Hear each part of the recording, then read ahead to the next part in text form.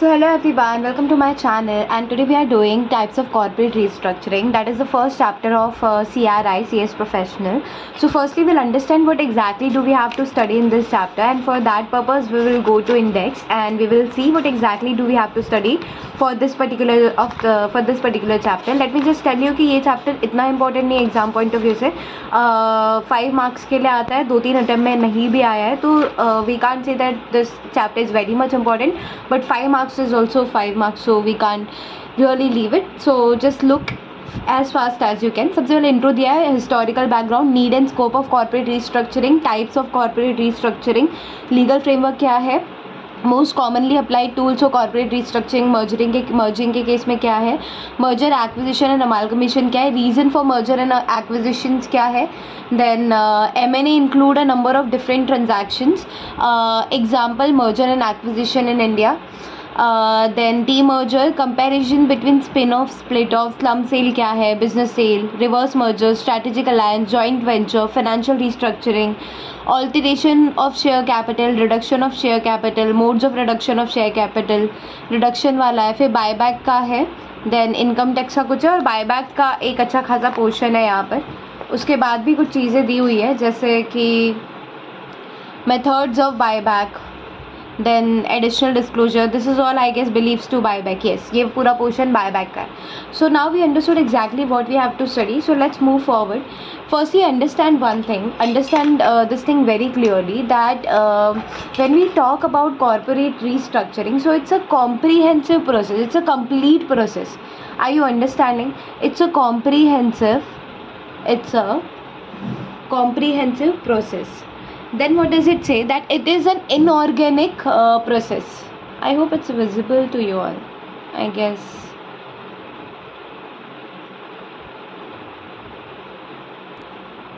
Then I can say it is an inorganic process. It is an inorganic process का मतलब क्या होता है? Organic मतलब होता है आप खुद बना रहे हो, inorganic मतलब आप खरीद के कोई चीज़ें 10-12 साल मैच्योर हो गई है, अब उस कंपनी को खरीद के फिर आप अपनी कंपनी का ग्रोथ कर रहे हो. Then it says that the process of reorganizing one or more aspect of the business of company or financial structure for increasing its efficiency and profitability is known as corporate restructuring. तो corporate restructuring का मतलब क्या होता है? The process of reorganizing one or more aspect of the business. आप reorganize कर रहे हो one or more aspect of the business or a company or financial structure for increasing its efficiency. मतलब business में efficiency बढ़ाने के लिए आप अपने एक या दो business को आप खरीद रहे हो या बेच रहे हो, so that is nothing but corporate restructuring. Then understand one thing. Corporate restructuring is the process of significantly changing company's business model, management team or financial structure to address challenges and increase shareholder value. Corporate restructuring is an inorganic growth strategy. What did we understand by this line? What did we really understand by this line? Understand one thing, that corporate restructuring is the process of significantly changing company's business model. मतलब आप company का कहीं ना कहीं एक business model change कर दे रहे हो, ठीक है, मैनेजमेंट टीम या फिर financial structure to address challenges and increase share holder value. कहीं ना कहीं आप बिजनेस एक्सपांड करोगे तो आप शेयर होल्डर की वैल्यू को इंक्रीज कर रहे हो ना, EPS बढ़ा रहे हो कंपनी का. हिस्टोरिकल बैकग्राउंड इतना सा है कि कंसेप्ट जो था वो 1988 के पहले पॉपुलर नहीं था, उसके आगे जाना मुझे ठीक नहीं लगा तो मैंने वो मार्क नहीं किया. Now question number 1 arise here, that need and scope. इस लाइन को अच्छे से पढ़ना, ये ऑब्जेक्टिव्स है, ये क्वेश्चन, इसके आंसर्स बहुत इजी है, बट क्वेश्चन को काफ़ी इतना घुमा फिरा दिया है ना वो लोगों ने कि यू विल नॉट अंडरस्टैंड कि कौन से क्वेश्चन में कौन सा आंसर लिखना है. So read this very carefully. Corporate restructuring is concerned with arranging the business activity of a corporate as a whole so as to achieve certain predetermined objective at corporate level. So what are those objectives? Need, scope, या फिर जब आपको objectives पूछता है ना कि corporate restructuring is concerned with arranging the business activity of a corporate as a whole so as to achieve certain objective, कि corporate restructuring करके क्या objective मिलता है वो लोग को. So this you have to write. So what are those value? To enhance shareholder value. सो कहीं ना कहीं हम बोल सकते हैं कि शेयर होल्डर की वैल्यू को इंक्रीज करने के लिए कर रहे हैं. Then can we say that surplus cash from one business they are deploying, they are using surplus cash from one business to finance profitable growth in another. Did we understand this one?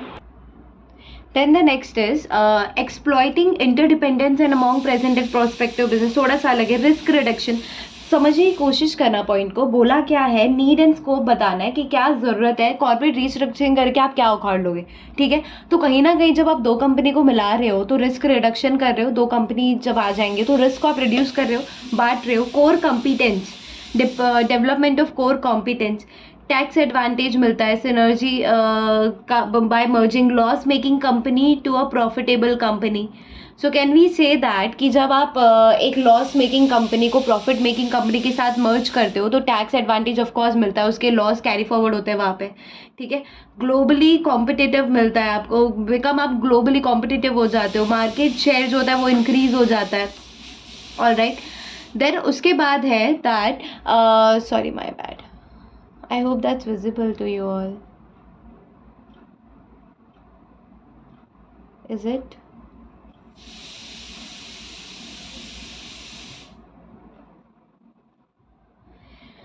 ठीक है, उसके बाद है diversification of business activities enables. अगर आप business activities को diversify कर रहे हो बाय मर्जर अमालगमेशन, तो enables minimum risk, that is enables to achieve minimum rate return. क्या बोलने की कोशिश की यहाँ पे समझना, by diversification of business activities the minimisation of business risk is possible. क्योंकि आप बिजनेस एक्टिविटीज़ को डाइवर्सिफाई कर रहे हो तो बिजनेस रिस्क को आप मिनिमाइज कर रहे हो, वो पॉसिबल हो सकता है, and it enables the firm to achieve at least minimum targeted rate of return, because you are reducing your making sure that you're reducing your risk, you're making your risk at minimal, so minimum rate of return तो मिलेगा। आप अगर business को diversify कर रहे हो तो अपने रिस्क को कम करने की कोशिश कर रहे हो, जब रिस्क को कम कर रहे हो तो एटलीस्ट रिस्क कम होने की वजह से एक मिनिमम रेट ऑफ रिटर्न तो आपको मिलता रहेगा बिजनेस में। Then the next one is sick unit into the successful unit, जैसे कि रिलायंस की है, अनिल अंबानी की sick unit, unabsorb depreciation and write off accumulated losses that we all know, tax planning कर सकते हैं। So these are the things that we can say is need and scope of what do we say, corporate restructuring. Now moving forward, what we are doing next is we are understanding what are the motives behind corporate restructuring. Okay,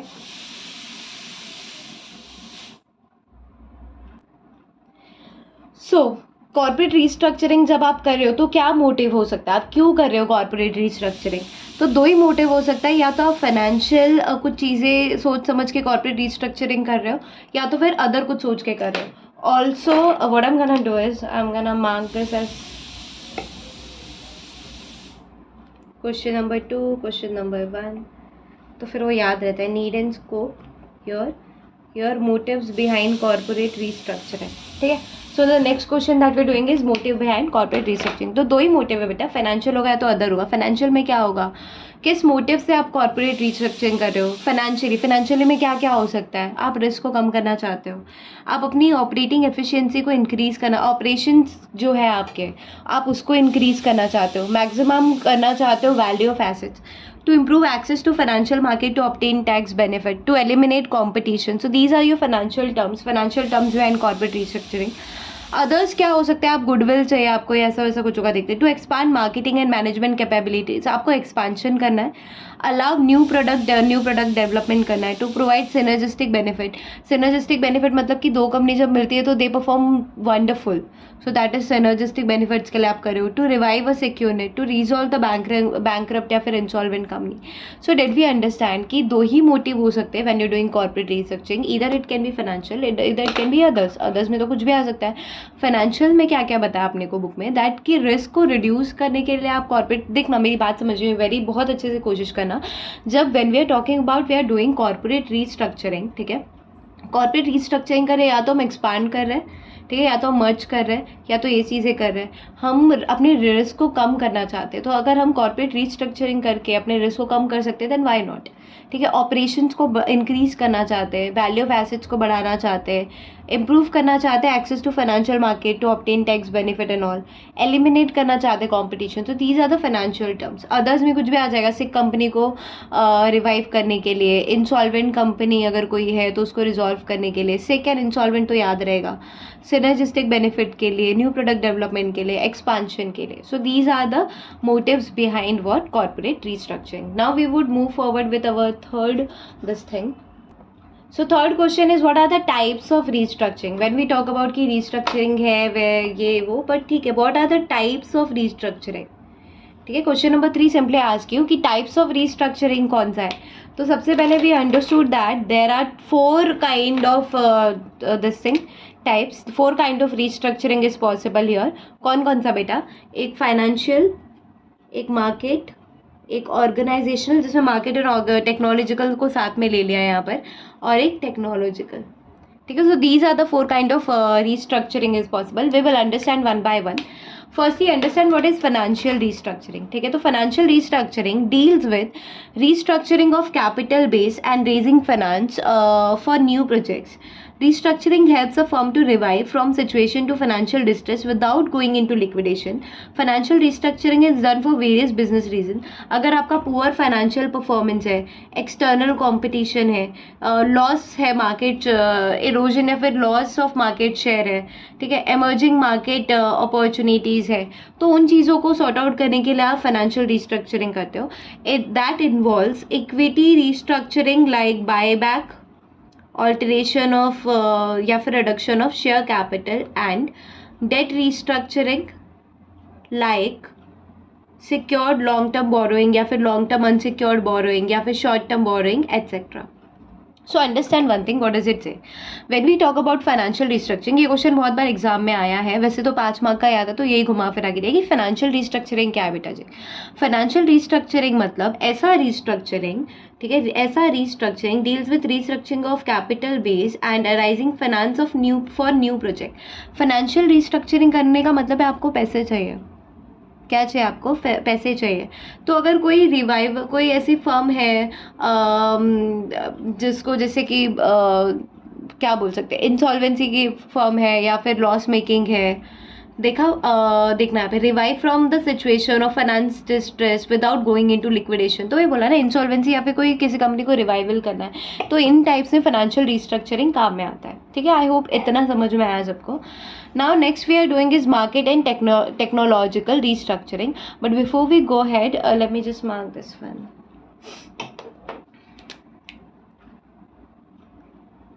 Market and technological restructuring, then there was financial restructuring, organizational restructuring. चलो, now market restructuring क्या होता है बेटा? I hope इतना visible तो होना चाहिए, होगा ना. चलो, let's go ahead with this one. Market restructuring क्या होता है? मार्केट रीस्ट्रक्चरिंग मतलब ऐसा डिसीजन, अंडरस्टैंड करने की कोशिश करना, ऐसा डिसीजन ऑफ प्रोडक्ट मार्केट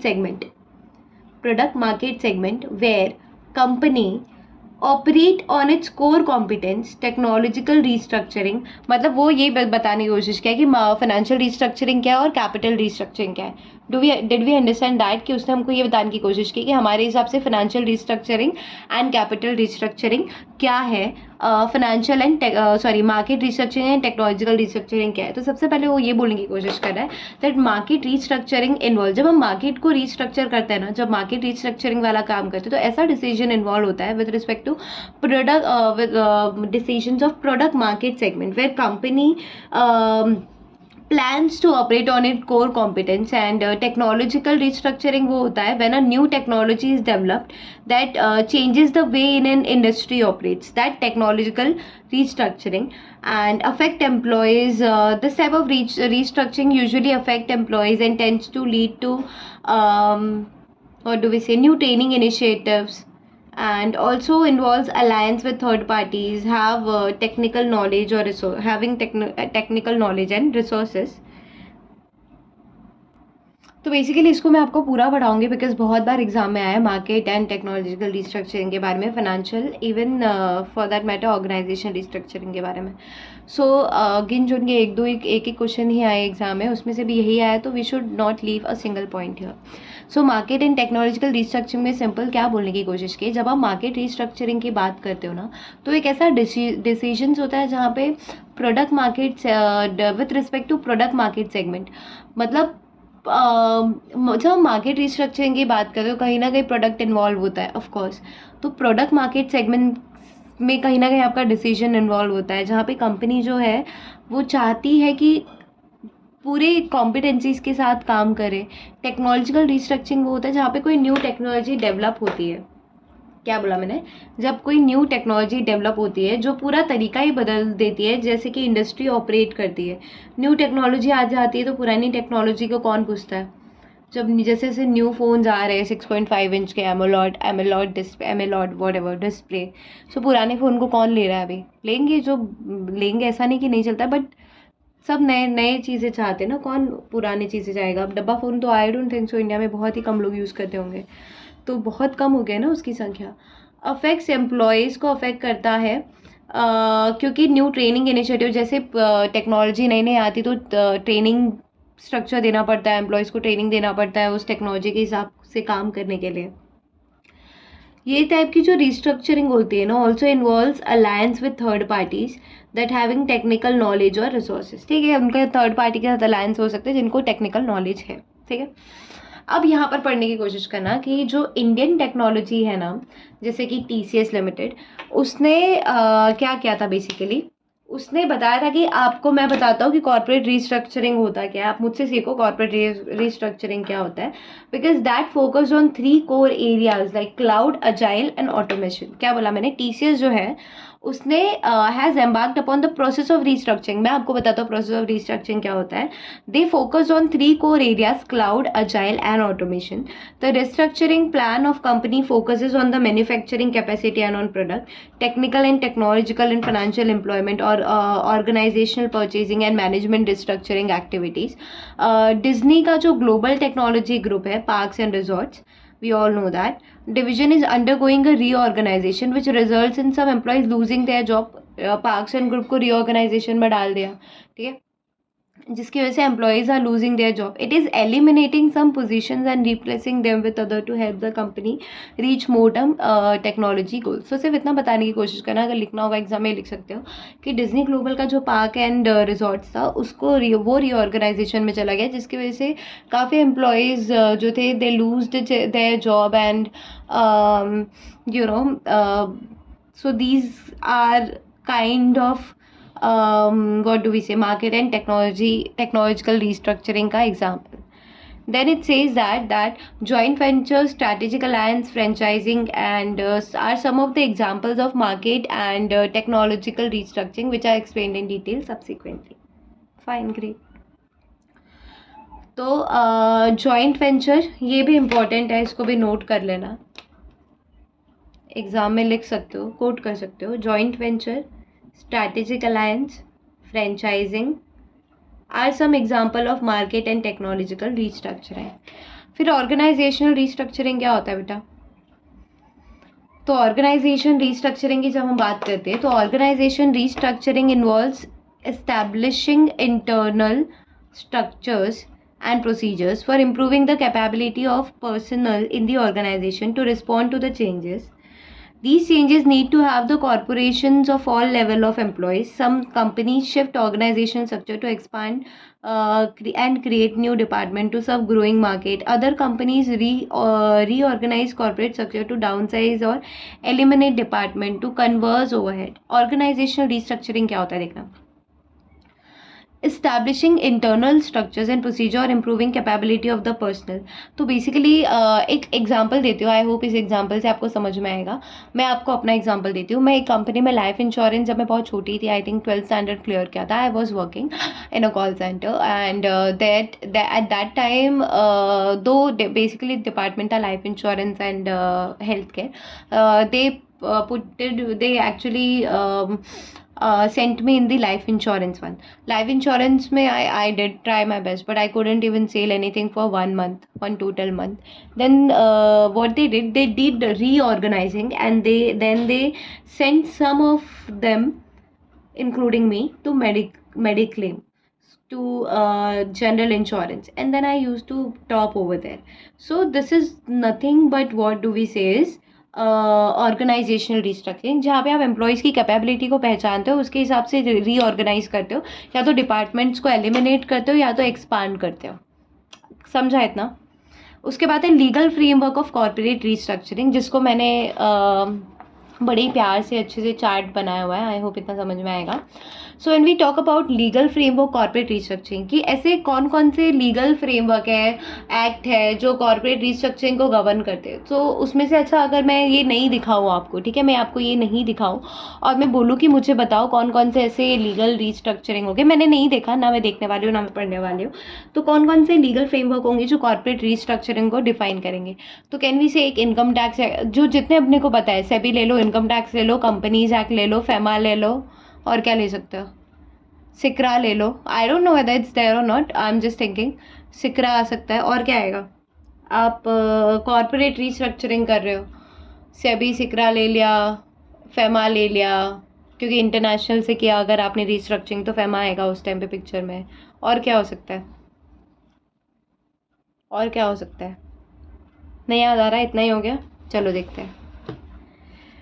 तो सबसे पहले यहाँ पे इनकम टैक्स एक्ट है, चलो गुड, अकाउंटिंग स्टैंडर्ड है, फेमा है, कंपटीशन नहीं देखा था हमने, बट कंपटीशन एक्ट भी आता है, क्यों, क्योंकि जब दो कंपनी मर्ज करती है तो एक कॉम्बिनेशन होता है सेक्शन 5 कंपटीशन एक्ट का, तो वो देखना बहुत ज़रूरी होता है कि कॉम्बिनेशन एक्सीड तो नहीं कर रहा है, एक्सीड कर रहा है तो आप मर्जर नहीं कर सकते, आप क्या बोलते हैं, कॉर्पोरेट रिस्ट्रक्चरिंग नहीं कर सकते हो। तो competition act also governs. Then what else, Indian stamp act 1899, state stamp act, IBC and IPR। इसमें सेबी सिक्रा कंपनीज एक्ट तो है ही नहीं, है कहीं, रूल्स है आई गेस, ये देखना NCLT के रूल्स है, कंपनीज एक्ट तो नहीं है, बट कंपनीज एक्ट के रूल्स कुछ थे है, ये दोनों, ये तीनों एक्चुअली। तो इतना समझ में आया कि देखा हमारा गेसिंग कितना रॉन्ग था, सेबी क्यों आएगा पिक्चर में। हम बात करें कॉर्पोरेट रिस्ट्रक्चरिंग की, सेबी का इससे लेना देना क्या है, कौन से लिस्टेड कंपनी है यहाँ पे, या है भी फॉर एग्जांपल, बट सेबी भी आना चाहिए था मेरे ख्याल से, बट ठीक है, नहीं दिया है लोग ने। तो income tax act, accounting standard, FEMA, competition, Indian stamp act, state stamp act, IBC, IPR, intellectual property right. और यहाँ पे कंपनीज एक्ट का क्या, NCLT का क्या दिया, NCLT procedure for reduction of share capital rules 2016, वो है एक। कंपनी का compromise arrangement amalgamation rules 2016, CAA rules 2016। And company का एक और है share capital and debenture rules 2014, that is buy back of shares के लिए। देन कंपनी का CAA रूल्स 2016, या वी नो दैट कंपनी का CAA रूल्स 2016 यहाँ पे भी है, यहाँ पे भी है, इसमें चैप्टर 15 दिया है, यहाँ पे कुछ चैप्टर 15 नहीं दिया है। सो this is how the legal framework of corporate restructuring works, and that was question number 4. So we just gonna mark it as question number 4.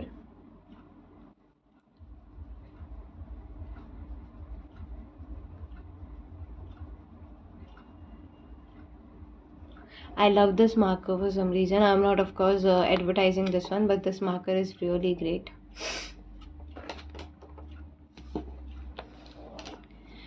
Alright, so what is next here is schedule of notification. ये एक exam में एक बार question आया, but I don't understand कि ये question क्यों दिया, आपको देने की ज़रूरत नहीं थी। नोटिफिकेशन डेट अब कौन याद रखने वाला है, दिसंबर अप्रैल, ये इतना तो याद नहीं रहने वाला, तो स्किप इट।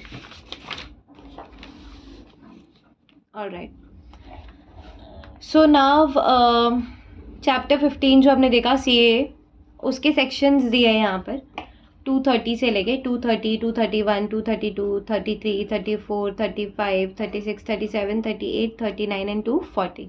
क्या है ये एग्जैक्टली देखना पड़ेगा। तो when we talk about chapter 15 compromise arrangement and amalgamation, ठीक है, companies compromise arrange CAA rules 2016, तो वो basically talks about from section 230 to 240।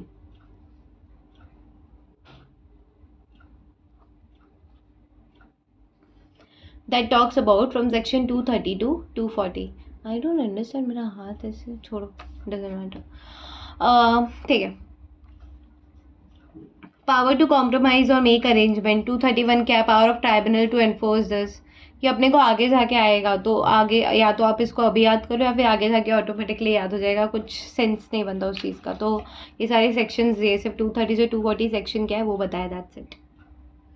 फिर नेक्स्ट हम पढ़ रहे रीजंस फॉर, यहाँ पर अगर आप देखोगे reasons for merger and acquisition which is given year, तो अब यहाँ पर अपन लिख लेंगे question number 5, reasons for merger and acquisition, and this would be our question number 5. तो जब हम बेसिकली मर्जर एंड एक्विजिशन करने जाते हैं तो क्या रीजंस हो सकते हैं, क्यों हमको मर्जर एंड एक्विजिशन की करने की ज़रूरत पड़ेगी। फॉर एग्जांपल आइडिया और किसने मर्जर किया था, वीडियोकॉन ही था ना। हाँ, क्यों, क्या ज़रूरत पड़ी थी। एयरटेल जब जियो बेसिकली आया था पिक्चर में, जब वो सबको फ्री सर्विसेज दे रहा था, इन दैट केस दो ही मार्केट में बच गया था, एक तो एयरटेल बच गया था और एक जियो बचा हुआ था प्लेयर। ठीक है, वीडियोकॉन और आइडिया ये लोग थे, बट ये लोग अकेले कुछ नहीं कर पा रहे थे। तो उन लोगों को सिनर्जी इफेक्ट दिखाई दिया कि अगर दो हम मिल जाएंगे तो हम एक और 11 बन जाएंगे। So this is the reason merger and acquisition करने की ज़रूरत पड़ती है। But in order to write this in exam we can't of course write like that, right. So we have to write in pointers कि क्यों। तो idea और merger का एग्जाम्पल लेके चलते हैं। बिकमिंग बिगर, आइडिया और वीडियोकॉन को लगा कि हमको बिगर बनने की ज़रूरत है, इसलिए वो लोग ने मर्जर एंड एक्विजिशन किया। Companies use M&A to grow in size and leap frog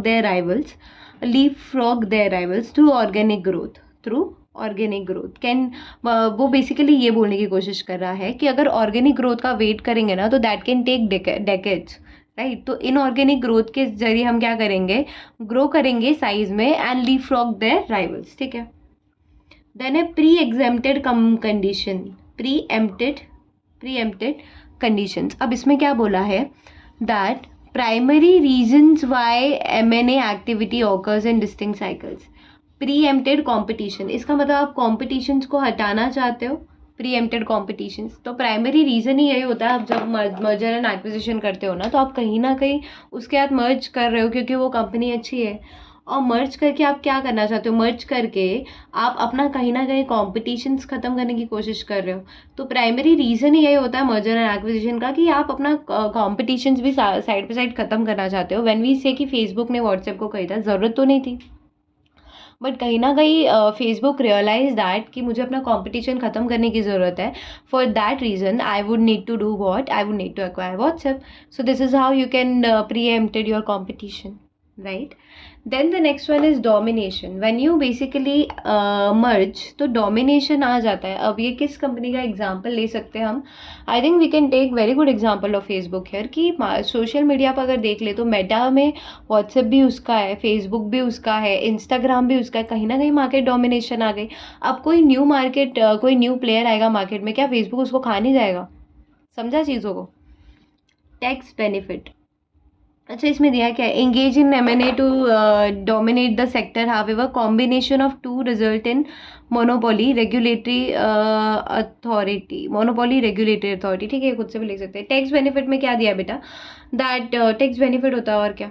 फिर इकोनॉमीज ऑफ स्केल को कैसे आप एक्सप्रेस कर सकते हो, जब आपका टोटल आउटपुट बढ़ जाता है तो कॉस्ट पर यूनिट कम हो जाता है। कहीं ना कहीं जब आपका टोटल आउटपुट बढ़ जाता है, जब दो कंपनी मिलके कुछ बन रही है तो एक सिनर्जी इफेक्ट आता है जिसकी वजह से आपका आउटपुट बढ़ जाएगा। तो कॉस्ट पर यूनिट जब आउटपुट बढ़ता है तो ऑब्वियसली कम होता है। That is nothing but economies of scale.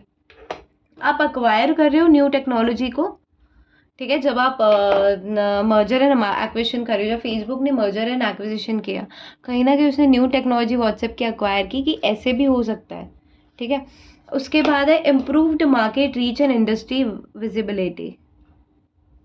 इसमें ना फेसबुक का एग्जांपल बहुत तगड़ा बैठता है। Facebook is very, mark Zuckerberg is very smart I would say, because WhatsApp को उसका 6 गुना ज़्यादा पैसे दे के अगर बिलियंस में अगर वो कर रहा है तो उसने बहुत फ्यूचर सोच के किया है भाई। इसमें क्या बोला देखना, improved market reach and industry visibility, that companies buy other companies to reach new market, ठीक है, एक्सपांड करने के लिए। और marketing and distribution, new sales opportunity. कहीं ना कहीं जब आप मार्केट रीच करना चाहते हो, आप इंडस्ट्री आप मर्ज करते हो तो आपको न्यू सेल्स अपॉर्चुनिटी मिलेगा, एक्सपांड करोगे बिजनेस को, नए मार्केट को आप रीच करोगे, मार्केटिंग एंड डिस्ट्रीब्यूशन चैनल बढ़ेंगे आपके। So that was nothing but reasons for merger and acquisition. Key reason for merger and acquisition करने की ज़रूरत क्यों पड़ती है, बड़ा बनने के लिए, कंपटीशन को हटाने के लिए, मार्केट में डोमिनेशन रखने के लिए, टैक्स बेनिफिट के लिए, इकोनॉमीज ऑफ स्केल के लिए, न्यू टेक्नोलॉजी को अक्वायर करने के लिए, market reach and industry visibility के लिए। ये नहीं देखोगे चलेगा बट ये तो देखना ही पड़ेगा, है ना, है नहीं। फिर है मर्जर एंड एक्विजिशन। तो मर्जर एंड एक्विजिशन में एक्विजिशन को इस साइड ले लिया, मर्जर को इस साइड ले लिया। देखते क्या बोलने की कोशिश कर रहा है। तो जब हम एक्विजिशन की बात करते हैं ना, तो एक्विजिशन में या तो बिजनेस ट्रांसफर होता है, ठीक है, या फिर शेयर परचेज हो जाता है।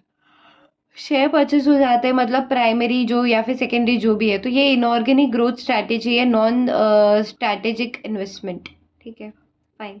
बिजनेस जब आप ट्रांसफर करते हो, या तो आप स्लम सेल करोगे या तो आप इंटीमाइज्ड सेल करोगे। स्लम सेल किसको बोलते हैं? When you are selling the whole unit as it is.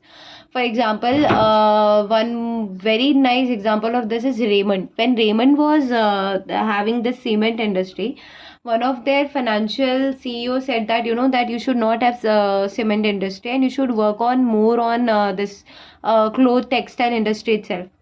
In that case, Raymond, what he did, Raymond just slum sale all its assets at one price. That is nothing but slum sale. And intimized sale क्या होता है?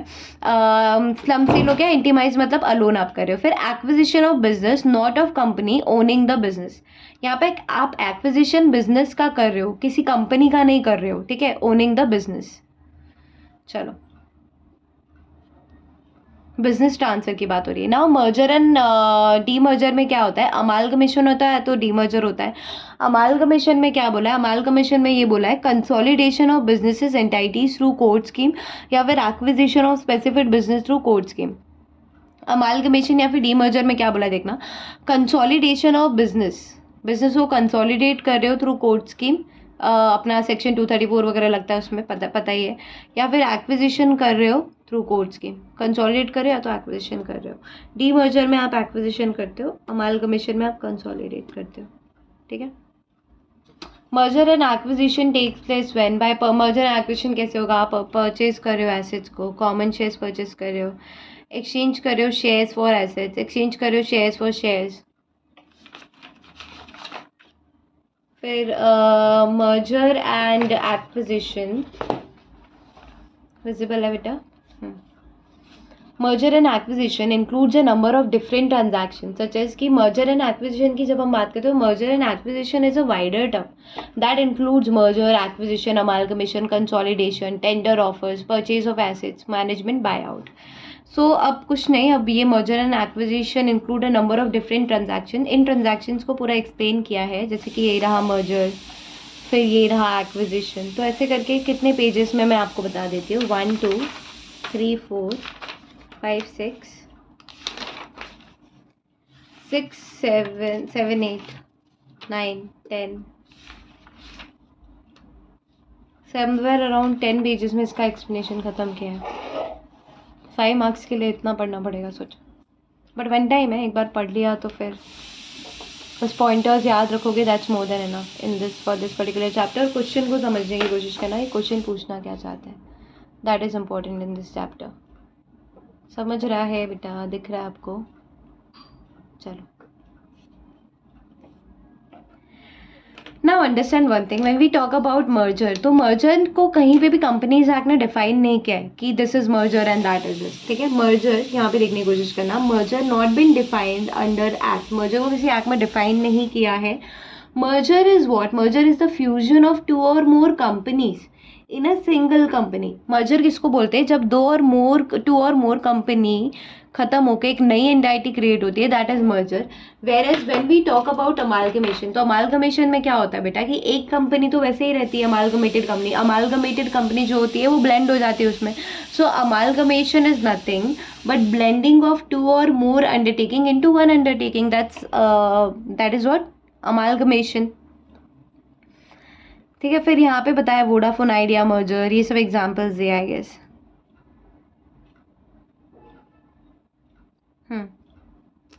फिर है कि types of merger, कि कौन कौन से टाइप्स ऑफ मर्जर होते हैं, तो इसका मैंने एक शॉर्ट फॉर्म आपको दिया है, HVCCR। इसको ऐसे ही पढ़ना है, HVCCR, वैसे याद भी रखना। Horizontal, vertical, conglomerate, congeneric and reverse merger. क्या बोला मैंने? Horizontal, vertical, conglomerate merger, congeneric and then reverse merger. अब इसको समझने की कोशिश करना, इसको एग्जाम्पल देकर समझाऊंगी, आपको अच्छे से समझ जाएगा। मेरा AC स्विच ऑफ ही नहीं हो रहा है, wow. Hold on, I need to pause for a moment. Now this also can come in exam, this also can come in exam, और ये भी थोड़ा इंटरेस्टिंग क्वेश्चन है, अच्छा क्वेश्चन है, दैट वन शुड नो कि कौन कौन से टाइप्स ऑफ मर्जर होते हैं, उसका मतलब क्या होता है. Horizontal, vertical, conglomerate, congeneric, reverse. जब एफबी ने अक्वायर किया था इंस्टाग्राम को,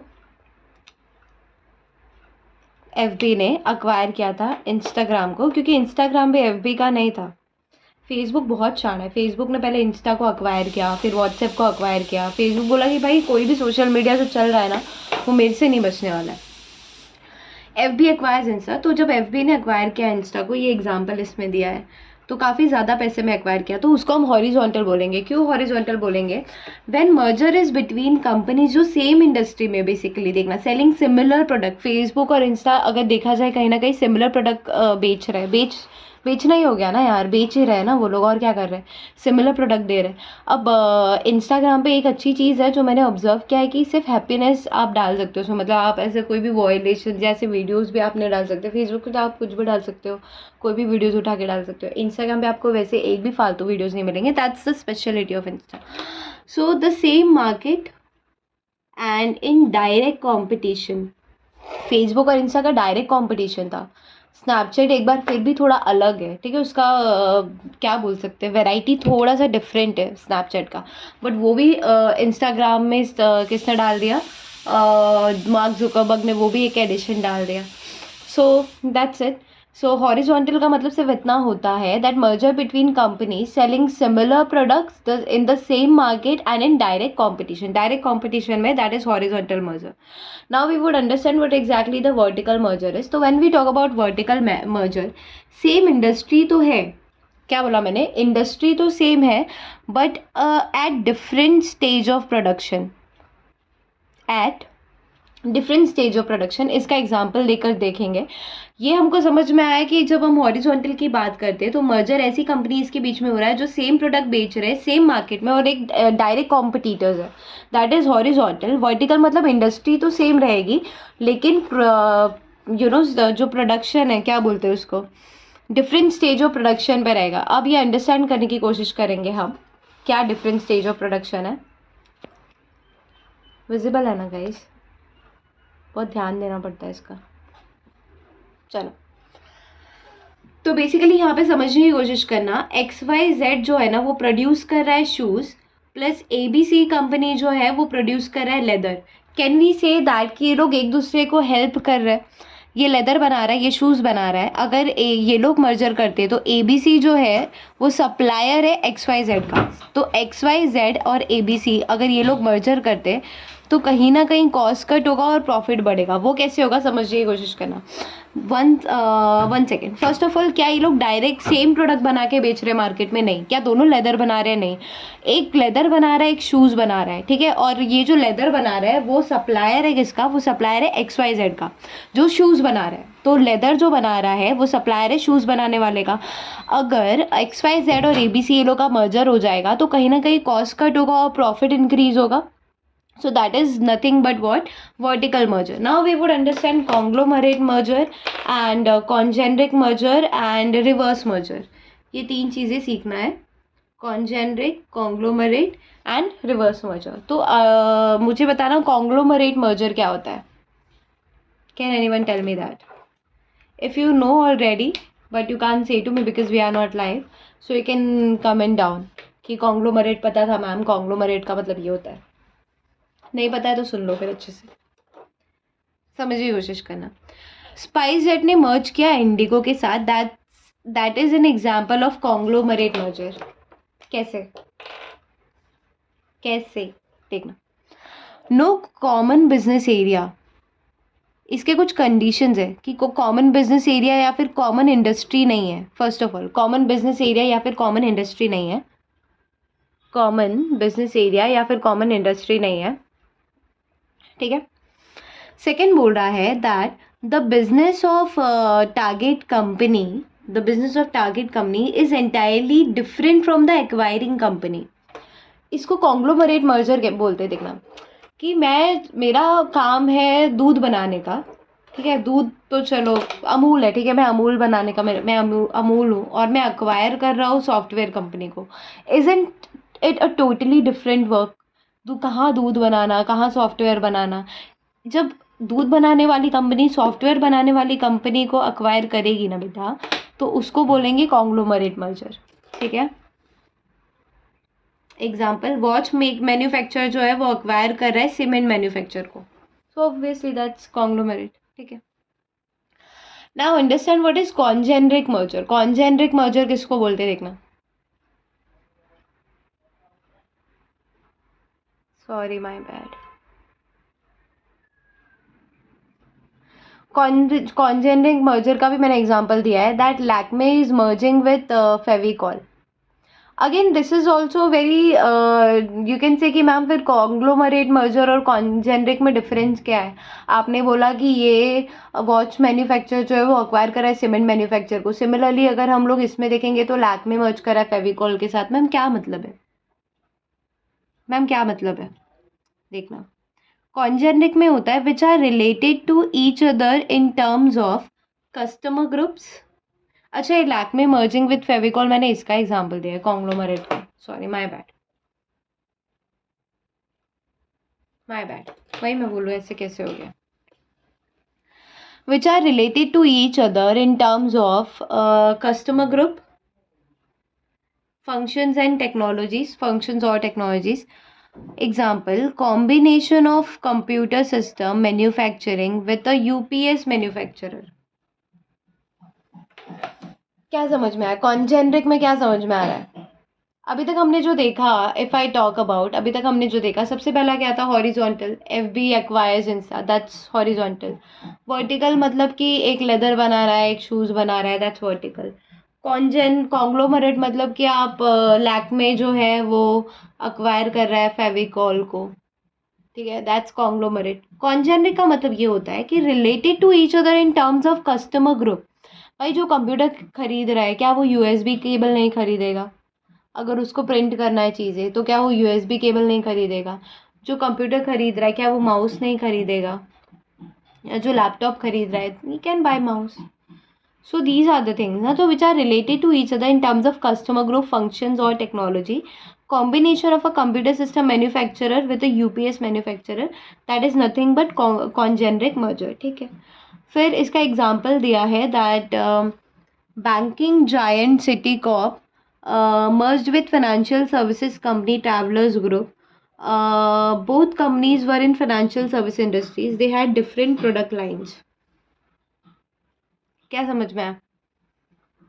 कॉन्जेनिक मर्जर का एग्जांपल दिया, 1998 में ना दो कंपनी मर्ज हुई थी। एक तो सिटी कॉप मर्ज की थी financial services company travellers group के साथ।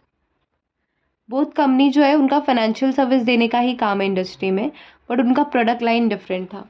That is an example of congeneric merger कि कस्टमर बेस सेम है, सब कुछ है, बट उनका प्रोडक्ट लाइन जो है सब फैसिलिटी देने का काम ऑफकोर्स उनका अलग अलग। फिर है रिवर्स मर्जर। रिवर्स मर्जर तो मुझे बताने की ज़रूरत नहीं है, रिवर्स मर्जर कैसे बताओ। टाटा, सबको पता है, टाटा ने जब अक्वायर किया था, आई गेस कोई फॉरेन की कंपनी थी, अगेन उसका नाम नहीं याद आ रहा। टाटा ने अक्वायर किया था किसी फॉरेन की कंपनी को, नहीं नहीं नहीं नहीं, sorry, not foreign company, right, I understood that. Tata ने एक्वायर किया था लक्ष्मी मित्तल को, आई गेस, जो कि, या लक्ष्मी मित्तल नहीं, आई गेस स्टील था, जो स्टील का सबसे बड़ा मैन्युफैक्चर था। अगर आपके पास टाइम होगा कैन गूगल इट। जो स्टील का सबसे बड़ा मैन्युफैक्चरर था ना पहले, वो था फर्स्ट रैंक पे और टाटा था फोर्थ रैंक पे। तो फिर हुआ इस तरह से कि वो लॉसेस में जा रही थी फर्स्ट वाली कंपनी, और टाटा ने उसको बाय करने के लिए प्रपोजल भेजा। पहले तो लोग ने देखा भी नहीं, 2-3 बार टाटा के यहाँ से कुछ कोई एम्प्लॉयज़ गए थे, देखा भी नहीं। जब खुद रतन टाटा सर गए थे तो उन्होंने उनको फिर बिठाया। जब प्रपोजल सुना, देन दे अंडरस्टूड कि ठीक है मेरे फ़ायदे में है, and then those company got together. So that's reverse merger. Also इसका अलग एग्जाम्पल ये होगा जब प्राइवेट कंपनी किसी पब्लिक कंपनी को एक्वायर करती है, that is also an example of reverse merger, जो अनएक्सपेक्टेड होता है ना।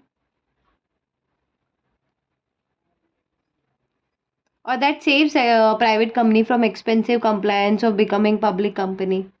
ICSI merged with ICSI bank, तो पहले ICSI था वो, they merged with ICICI bank. So that is the example of reverse merger. ICICI Bank was in a bigger picture, whereas ICICI was a private company. So that's the difference. ठीक है, तो I understood and I hope that now we all understood what exactly this types of merger. Now we know horizontal क्या है, vertical क्या है, conglomerate क्या है, congeneric क्या है, reverse क्या है. ठीक है, इतना समझ में आ गया, चलो good. Now we'll understand what is acquisition. बहुत सारा है यार, कितना है मुझे देखने दो, कितने पेजेस हैं. पढ़ाते पढ़ाते पढ़ाते पढ़ाते I think I should be little faster. थोड़ा सा फास्ट जाना पड़ेगा. चलो थोड़ा सा फास्ट जाना पड़ेगा. उसके लिए मैं क्या करती हूँ, थोड़ा सा फास्ट जाने की कोशिश करती हूँ. आई होप विजिबल होगा.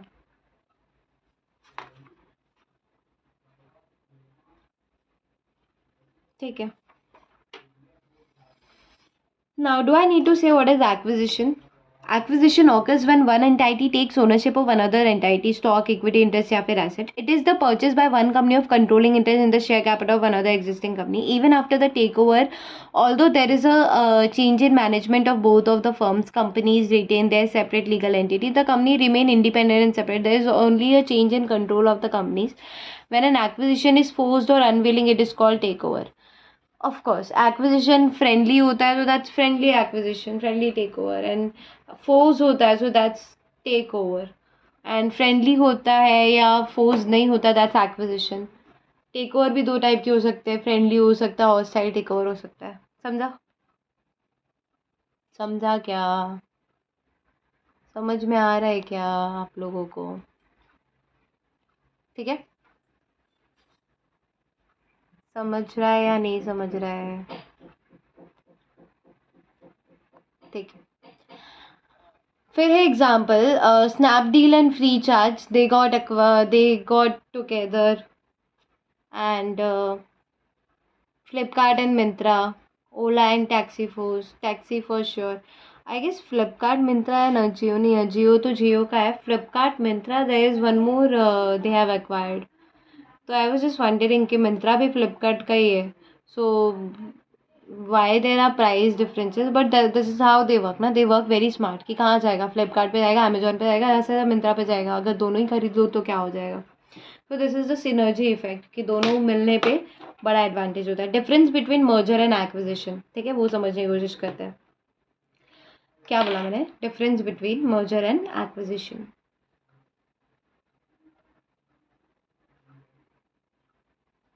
मैंने क्वेश्चन नंबर लिखना भूल गई थी लास्ट टाइम, आई गेस. ये हो जाएगा types of merger.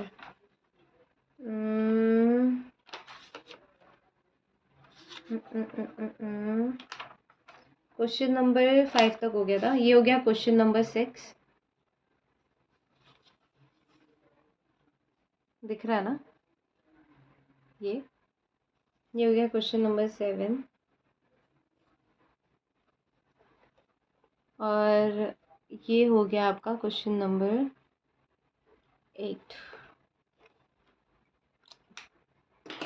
Now we will understand what exactly the difference between this. बहुत बड़ा डिफरेंस दिया है. बड़ा इन द सेंस कि पीछे तक है. नहीं, इतना ही है. चलो सही है. 1 2 3 4 4 लाइन का डिफरेंस है. Great. So what are the difference between merger and an acquisition? So a merger occurs when two separate entities, usually of comparable size, combine forces to create a new joint organization in which both are equal partner. An acquisition कब होता है? An acquisition refers to the purchase of one entity by another, usually a smaller firm by a larger one. तो acquisition कब होता है? जब purchase of one entity by another, एक entity को खरीद लिया ना, तो that is acquisition. और मर्जर कब होता है? कोई दो सेपरेट फर्म्स मर्ज होके एक नई एंटाइटी क्रिएट करते, comparable size, combine forces to create a new joint organization in which both are equal partners. So that is the merger. Merger. फिर है old company cease to exit and a new company emerge. Merger के case में तो यही होता है, ए and B में मर्ज हो गए और ए बी कंपनी बना ली, न्यू कंपनी। इसमें होता है कि अ new company does not emerge, क्योंकि एक कंपनी ने दूसरी को खरीद लिया, नहीं कहाँ से एमर्ज करोगे। फिर इसमें है that it requires to company to consolidate into new entity into with a new ownership and management structure. When we merge ना तो सब कुछ नया हो जाता है, मैनेजमेंट नया हो जाता है, सब कुछ नया हो जाता है। But when one company acquires another company, तो जो एक्वायरिंग कंपनी होती है, जो एक्वायर करती है, वो एक्वायरिंग कंपनी जो है ना बेटा, वो उसका दबदबा रहता है।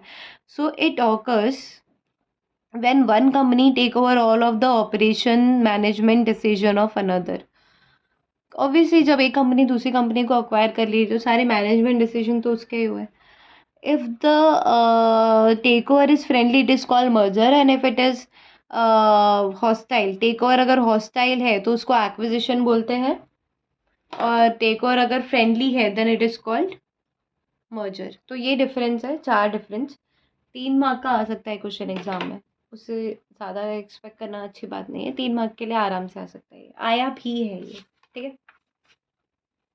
सो नाउ मैंने ऑलरेडी मार्क करके रखी जो चीज़ें अपने को पढ़नी है, जो नहीं पढ़नी है वो नहीं पढ़नी है। सब पढ़ा रही हूँ वैसे, बट स्टिल।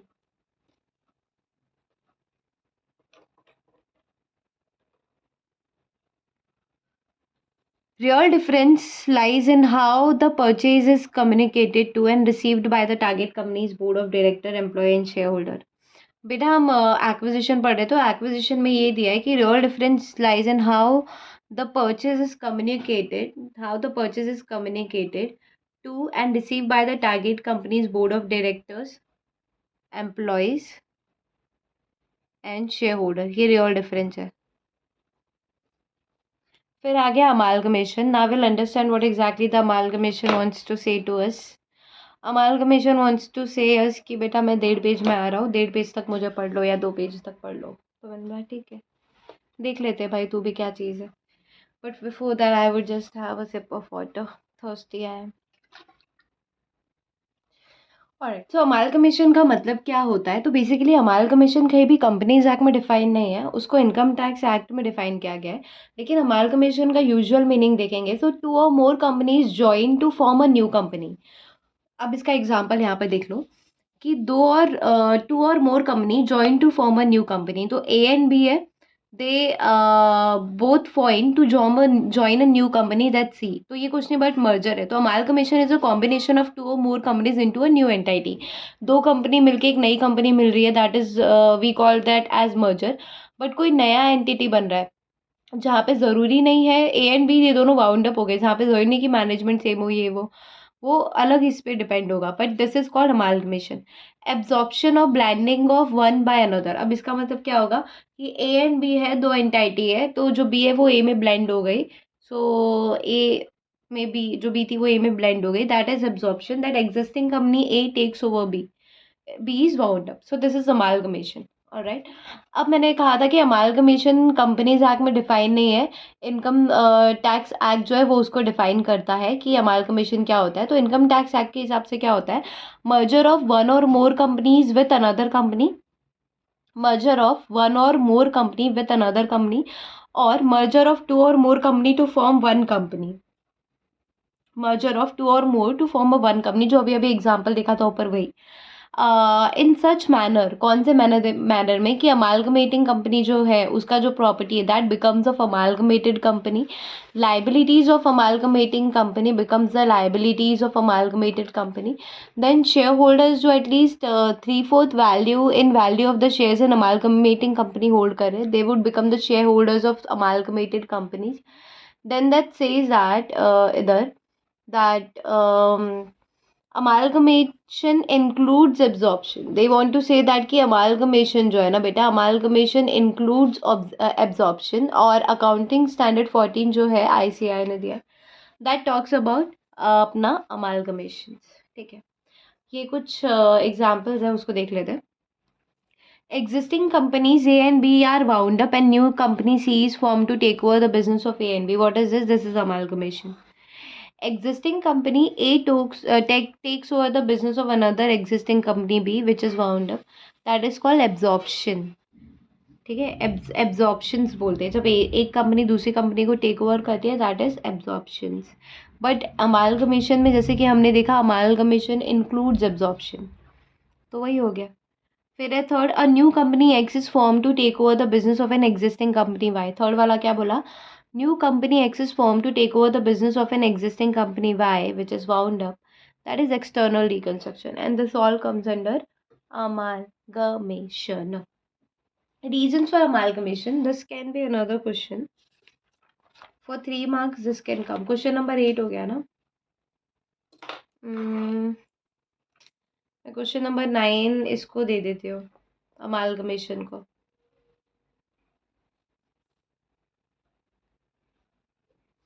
तो जो मार्क किया हुआ है उतना तो पढ़ना पड़ेगा. क्वेश्चन नंबर 10 दे सकते हैं इसको, reasons for amalgamation, because this can come.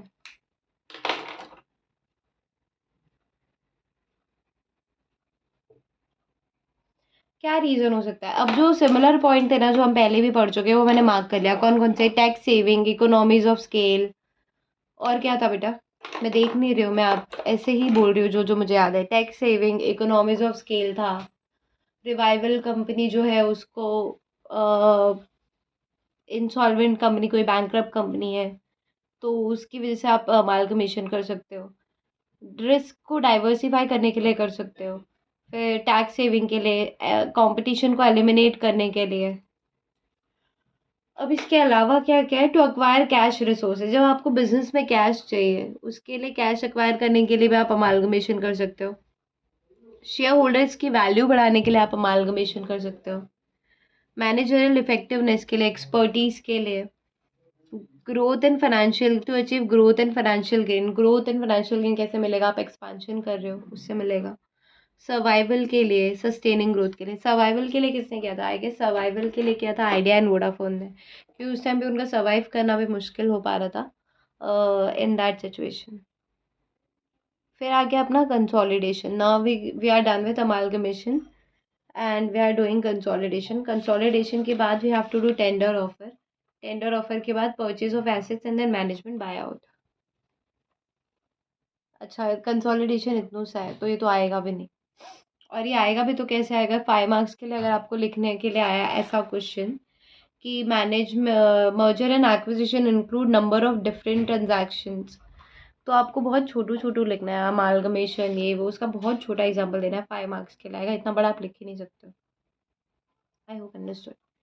Consolidation क्या होता है? कंसोलिडेशन क्या होता है? कंसोलिडेशन क्या होता है?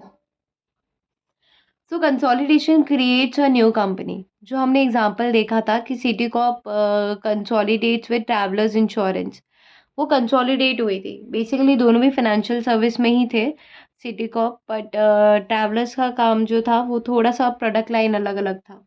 तो कंसोलिडेशन में क्या होता है? Consolidation creates a new company.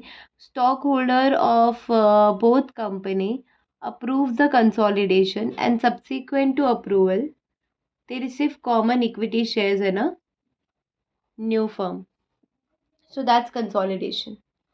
फिर है टेंडर ऑफर. टेंडर ऑफर क्या होता है? When one company offers to purchase the outstanding stock of another firm at specific price, so the acquiring company communicates the offer directly to other company shareholder. That's tender offer. कि acquiring company जो है वो directly target company के share holders को direct tender offer दे रही है. That is nothing but tender offer. So Johnson and Johnson made a tender offer in 2008 to acquire Omrix Biopharmaceuticals for 438 million. इतना याद तो नहीं रहेगा, but I understood tender offer क्या होता है. जब दो कंपनी है, एक जो अक्वायरिंग कंपनी है, जो कंपनी है बेसिकली, अक्वायरर जो है वो टारगेट कंपनी को के अक्वायर करना चाहता है, लेकिन वो डायरेक्ट ऑफर नहीं दे रहा है, वो उसके शेयर होल्डर्स को टेंडर ऑफर दे रहा है डायरेक्ट, कंपनी को पूछ भी नहीं रहा है वो. So that's tender offer.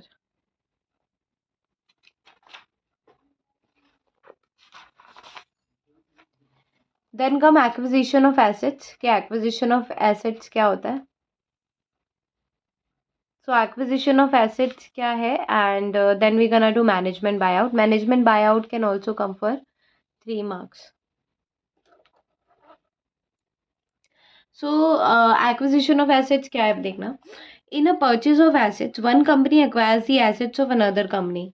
In purchase of assets, one company acquires the assets of another company. The company whose assets are being acquired obtain approval from its shareholder. The purchase of asset is typical during bankruptcy proceedings, where other company bid for various assets of the bankrupt company, which is liquidated upon the final transfer of asset to the acquiring firm. Acquisition of asset is nothing but one company is acquiring the assets of the other company. फिर होता है management buyout. Management buyout क्या होता है, जब management का बंदा ही है. सो लेट्स से ये कंपनी है रोशन लिमिटेड, और रोशन लिमिटेड का सीएफओ है, वो बोल रहा है मुझे बाय आउट करना है कंपनी को. So that's management buyout. Now this can also come for 3 marks, the management buyout. What I am gonna do is I am just gonna mark it up for you guys.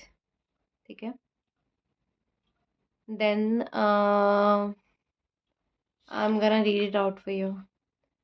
I think we are 1 hour is done approx. Yes. So hold on. So management buyout समझने की कोशिश करना. That a management buyout, that is we also call it as MBO. Company का जो management team है ना, वो कोशिश करता है परचेज करने की assets and operations of the business they manage. तो let's say Roshan limited, as I said, Roshan limited के जो सीईओ सीएफओ ये लोग ही थे, या फिर अकेला सीएफओ बोला है मुझे कंपनी को खरीदना, बाप एग्जिट ऑफ, आपको बाहर ही जाना, आपको बंद ही करना है कंपनी, या फिर किसी और को देने जैसे आप मुझे दे दो, मुझे अच्छे से आता है, मैं कर लूँगा.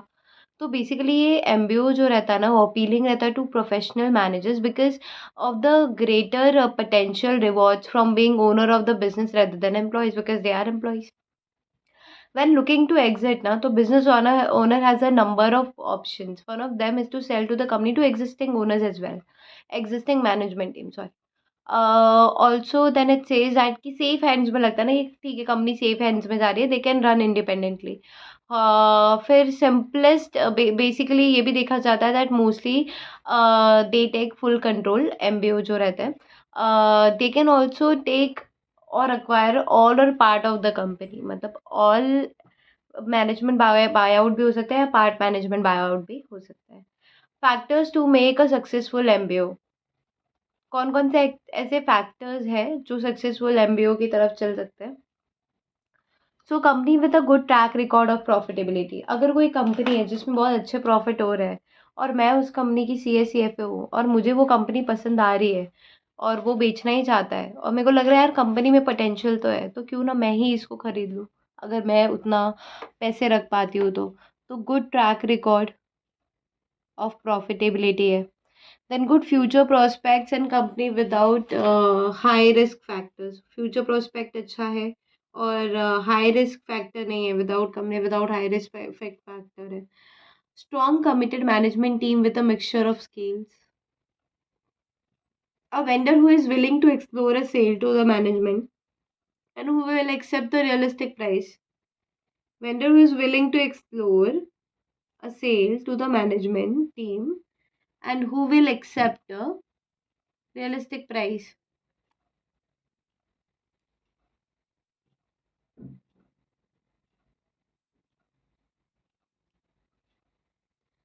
So this is a normal point.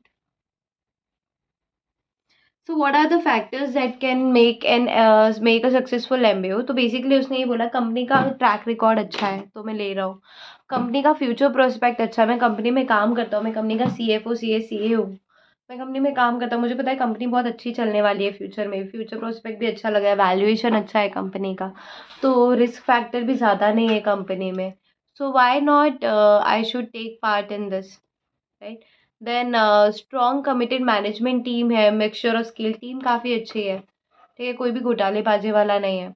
A deal structure that can be funded and supported by the future cash flow of the company, की फाइनेंशियली भी कंपनी साउंड है, so why not I buy this. That is management buyout, and that is the factors that they are concerned when they want to management buyout.